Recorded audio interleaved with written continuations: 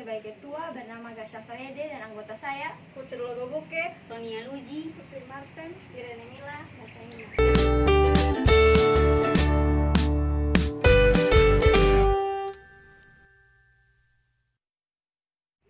Tujuan dari praktikum ini yaitu yang pertama untuk mengetahui perbedaan antara larutan, koloid, dan suspensi.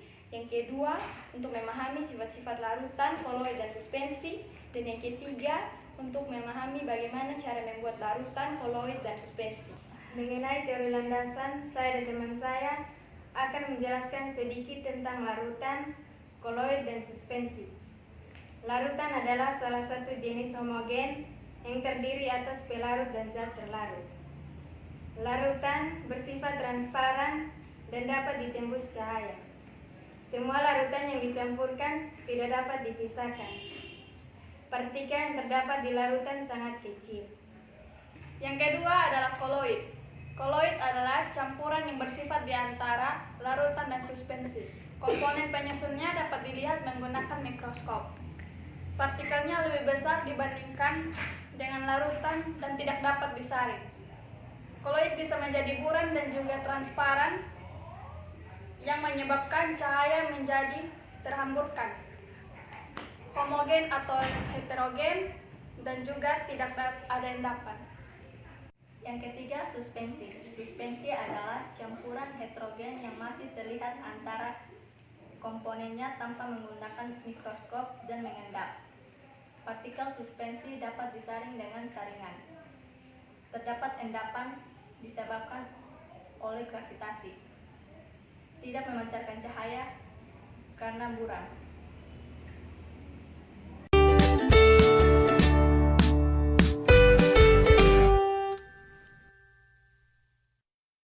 Alat dan bahan dari praktikum ini yaitu yang pertama, gula,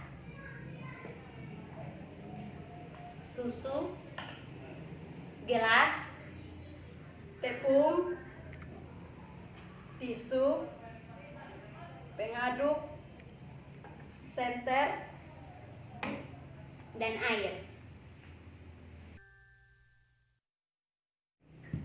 Langkah percobaan dari praktikum ini yaitu yang pertama, membuat 3 sistem campuran, yaitu sistem campuran air dengan gula, sistem campuran air dengan susu, dan sistem campuran air dengan tepung.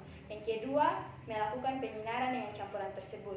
Yang ketiga, mendiamkan campuran tersebut beberapa saat hingga mengendap. Dan yang keempat, melakukan filtrasi. Langkah percobaan pertama, kita akan membuat 3 sistem percobaan. Percobaan pertama, air dengan gula, kedua, susu dengan air, dan yang ketiga, tepung dengan air. Yang pertama, kita akan campurkan gula dengan air. Kemudian aduk hingga rata.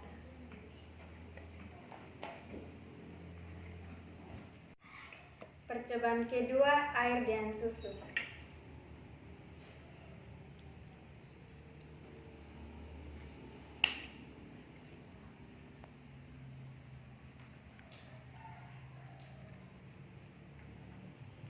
Aduk hingga rata.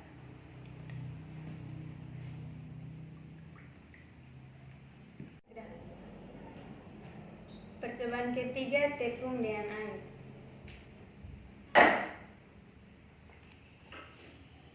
Aduk hingga rata.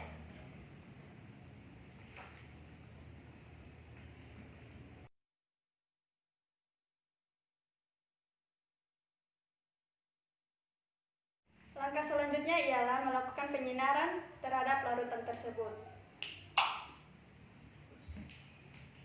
Ketika larutan air dengan gula diberikan sinar, maka sinar akan diteruskan. Larutan yang kedua ialah air dengan susu. Ketika larutan air dengan susu diberikan sinar, maka sinar akan dihamburkan. Larutan yang ketiga yaitu air dengan tepung. Ketika air dan tepung diberikan sinar, maka sinar akan dihambat.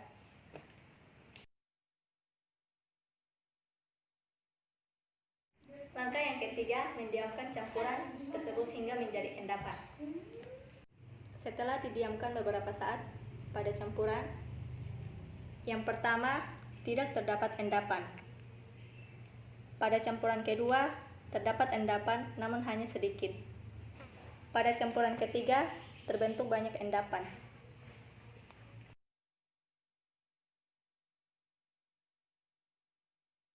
Langkah selanjutnya adalah melakukan filtrasi. Baik, pada campuran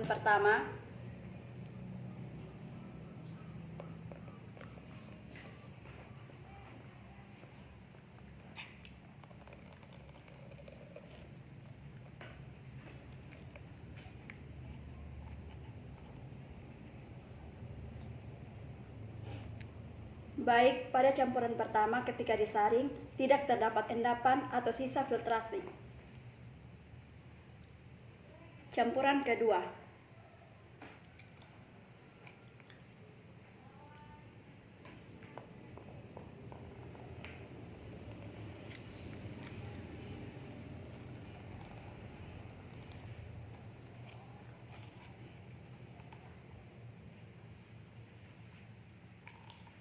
Campuran kedua ketika disaring juga tidak terdapat endapan atau sisa filtrasi.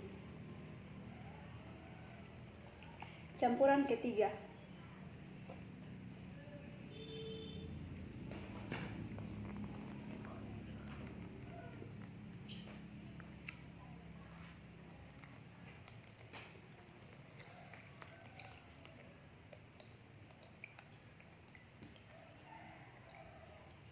Campuran ketiga ketika disaring maka akan menghasilkan residu, yaitu berupa sisa-sisa tepung.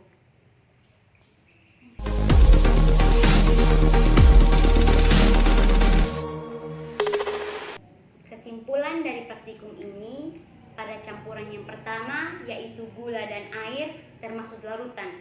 Mengapa? Karena ketika dilakukan penyinaran, campuran nomor 1 meneruskan sinar. Kedua, yaitu ketika larutan didiamkan, larutan tidak akan menghasilkan endapan. Yang ketiga, ketika dilakukan filtrasi, larutan tidak akan menghasilkan reduksi. Baik, selanjutnya campuran nomor 2 termasuk koloid. Mengapa? Karena ketika campuran nomor 2 diberikan sinar, campuran nomor 2 menghamburkan sinar, di mana itu merupakan sifat dari koloid, yaitu efek tindal. Selanjutnya, ketika campuran nomor 2 didiamkan, campuran nomor 2 tidak akan menghasilkan endapan. Selanjutnya, ketika campuran nomor 2 dilakukan filtrasi, tidak terdapat residu. Namun, ketika campuran nomor 2 disaringkan dengan kertas sari ultra, maka terdapat residu. Baik, untuk campuran nomor 3 yaitu suspensi. Mengapa? Karena ketika campuran nomor 3 diberikan sinar, campuran nomor 3 menghamburkan sinar. Yang kedua, ketika didiamkan beberapa saat, campuran nomor 3 akan menghasilkan endapan. Selanjutnya, ketika dilakukan penyaringan, campuran nomor 3 menghasilkan residu, di mana hal tersebut dikarenakan suspensi belum tercampur secara homogen.